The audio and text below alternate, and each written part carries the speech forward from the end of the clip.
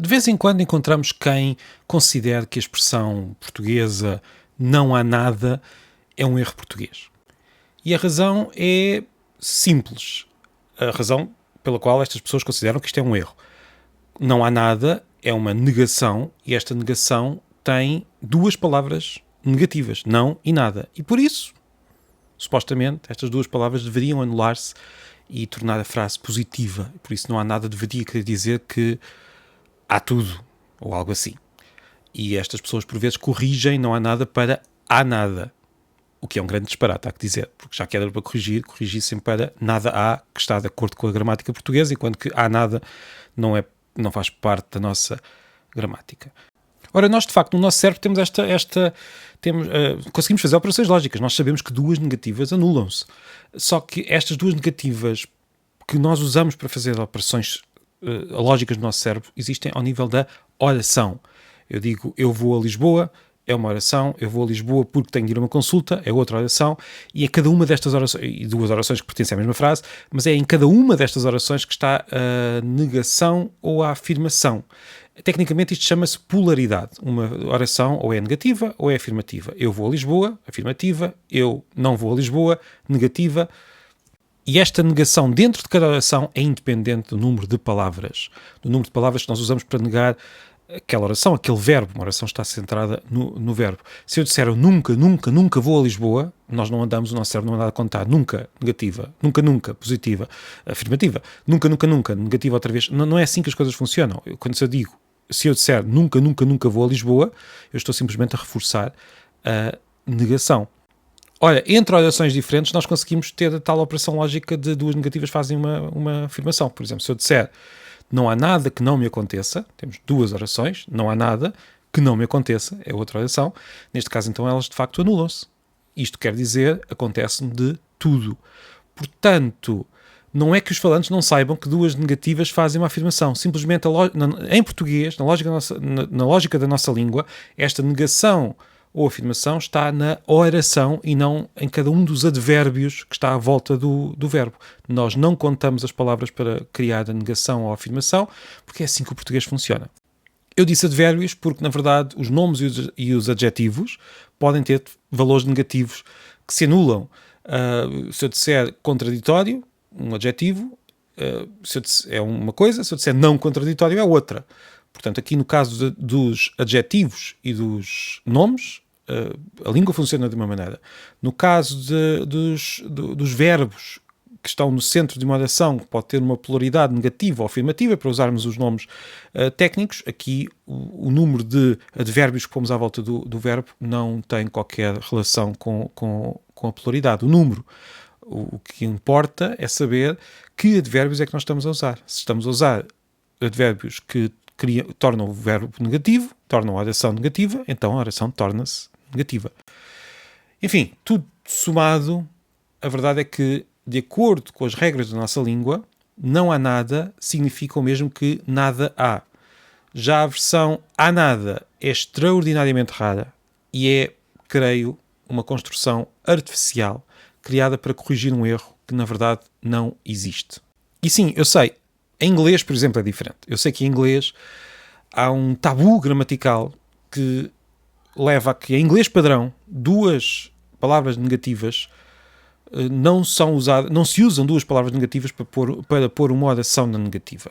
I don't have nothing é considerado um erro e temos de dizer I don't have anything. Mas mesmo que a pessoa use este erro, a interpretação que os ouvintes dão é I don't have nothing, é eu não tenho nada. Ou seja, não fazem a tal operação da dupla negativa para criar uma afirmativa. Não é isso que acontece. Até porque há variedades da língua inglesa em que isto é perfeitamente aceitável e também as pessoas não fazem esta operação de andar a somar palavras para chegar à conclusão. Ou seja, o inglês na verdade até funciona como o português. Só que há este tabu no padrão do inglês que leva a que não se use o nothing em I don't have nothing. Em português não há este tabu, nunca houve, as gramáticas não o têm, os prontuários não o têm, os falantes não o têm, só há uma minoria de falantes que acha, provavelmente, e se calhar é uma suposição, por influência do inglês, há uma minoria de falantes que considera que deveríamos ter este tabu, que não deveríamos usar não há nada. No entanto, é perfeitamente claro enquanto estamos a conversar. Se eu digo não há nada naquela sala, todos sabem o que é que eu estou a dizer. Se eu digo não há nada que não me aconteça, todos sabem o que é que eu estou a dizer. Há outras construções com negativas e afirmativas que se tornam um pouco mais confusas por serem complexas, mas não é o caso. Nós sabemos o que é que queremos dizer quando não há nenhum problema. Não há nenhum problema, nós interpretamos isto perfeitamente bem. Não há nenhum problema com esta frase. Portanto, não há aqui qualquer questão, há apenas uma, como é que eu ia dizer, uma ideia que surgiu na cabeça de algumas pessoas por não terem refletido bem como é que a língua portuguesa na verdade funciona e como é que a gramática pode variar de língua para língua e como é que esta gramática se relaciona com a lógica. A relação não é direta e unívoca. Por isso mesmo estas pessoas criaram esta ideia de que deveríamos corrigir a gramática do português para que não houvesse estas duplas negativas, que não são duplas negativas. Não há nada, é uma só negativa. É uma oração que está na negativa. Uma oração que está na negativa é que tem duas palavras negativas, porque é assim que o português funciona. Se eu disser não quero, estou a dizer não sei quantos nãos e estou só a dizer uma negativa. Portanto, os nãos não se anulam uns aos outros. É assim que o português funciona. Este é mais um daqueles erros falsos da língua que às vezes aparecem por aí.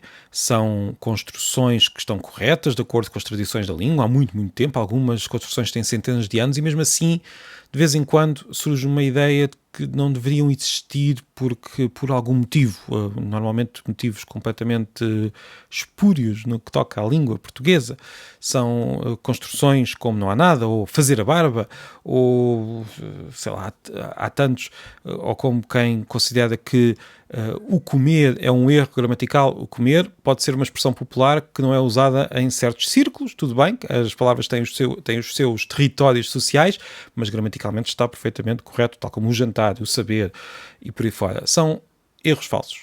O não há nada é outro erro falso.